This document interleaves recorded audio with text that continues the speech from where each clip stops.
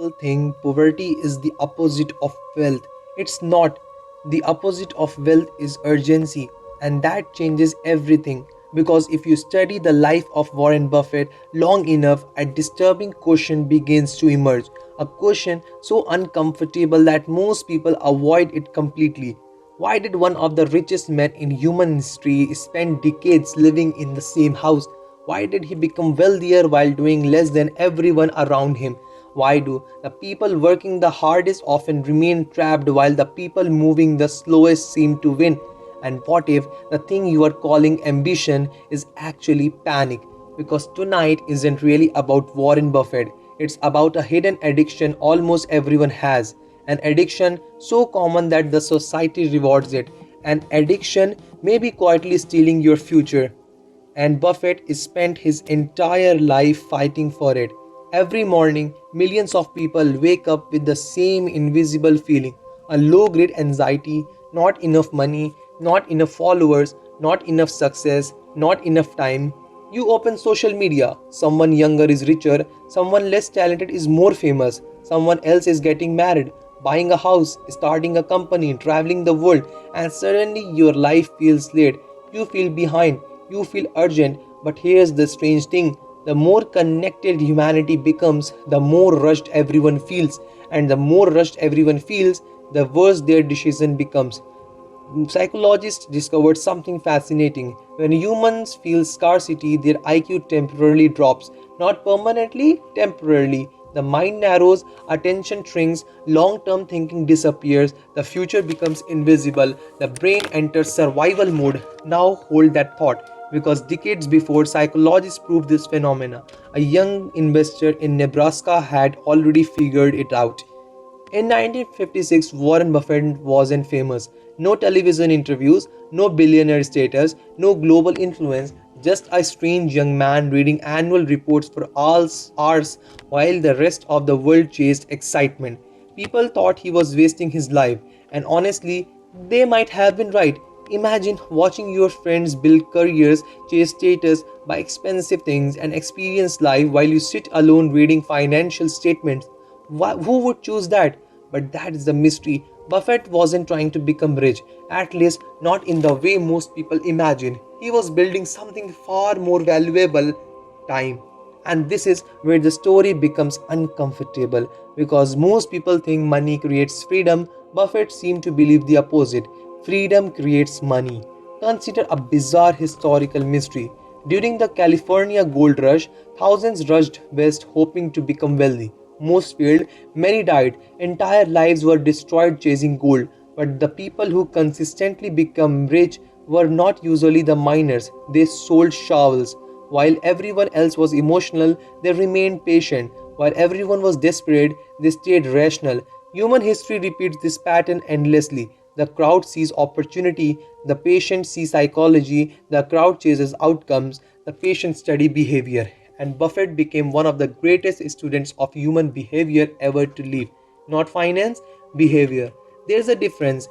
In the stock market, crashes create panic. People sell everything. News anchors scream. Experts predict disaster. The world feels like it's ending. Then something strange happens. Buffett buys. Not because he's smarter, not because he can predict the future, but because he understands a terrifying truth. Most human decisions are not made from logic, they are made from emotional pain. And emotional pain creates urgency. The same urgency that destroys relationships, destroys careers, destroys happiness, destroys investments. The same urgency that convinces you to text someone who already rejected you, to quit too early, to spend money you don't have, to chase validation from stranger, to become someone you are not. Urgency feels productive, but often it's just fear wearing a suit. Now the mystery deepens, because Buffett once said something that sounds almost ridiculous. The stock market is a device for transferring money from the impatient to the patient. Most people hear a financial lesson. They are missing the real message. This isn't about stock, it's about life. Look carefully. Relationships transfer emotional stability from the impatient to the patient. Business transfer opportunities from the impatient to the patient. Health transfer rewards from the impatient to the patient. Almost every meaningful outcome in life follows the same hidden law. The impatient consume, the patient compound. And compounding may be the most misunderstood force on earth, not because it's mathematical, because it's psychological. Imagine two people, one wants result immediately, the other waits. 5 years later, the difference is invisible. 10 years later it's noticeable. 20 years later, it looks like magic. This explains a strange modern phenomena. Everyone wants the lifestyle of successful people. Very few want their timeline. Everyone wants Buffett's wealth. Nobody wants Buffett's decades. Because modern culture worship outcomes while quietly hating process. We celebrate overnight success stories, we ignore 20 years of obscurity, and that blindness creates suffering. But there is another mystery, a darker one. If patience is so powerful, why is it so rare? The answer may be disturbing because patience feels like death. Think about it. When you wait, you receive no applause, no validation, no proof, no guarantee. Nothing happens, and humans hate nothing. We would rather choose a bad certainty than an uncertain possibility.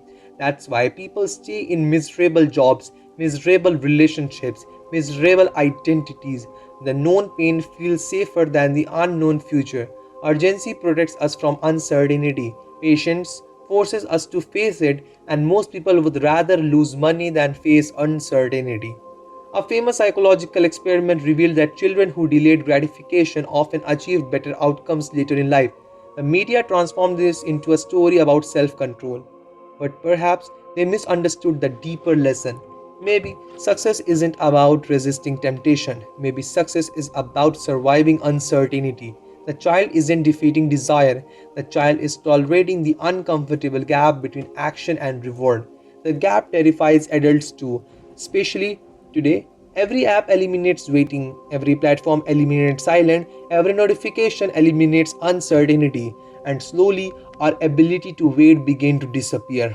Which brings us back to Warren Buffett, because the strangest thing about Buffett isn't his wealth, it's what he didn't do. He didn't constantly reinvent himself, he didn't chase every trend, he didn't try to win every game. He spent much of his life saying no.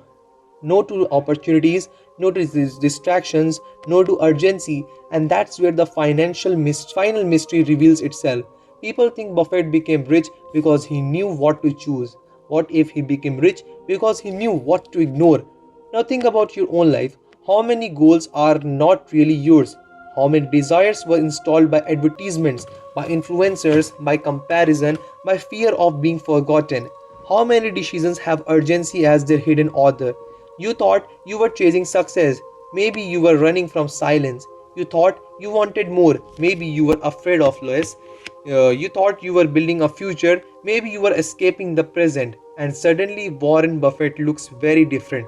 Not like an investor, not like a billionaire, not even like a businessman, but like someone who discovered a secret most people never see.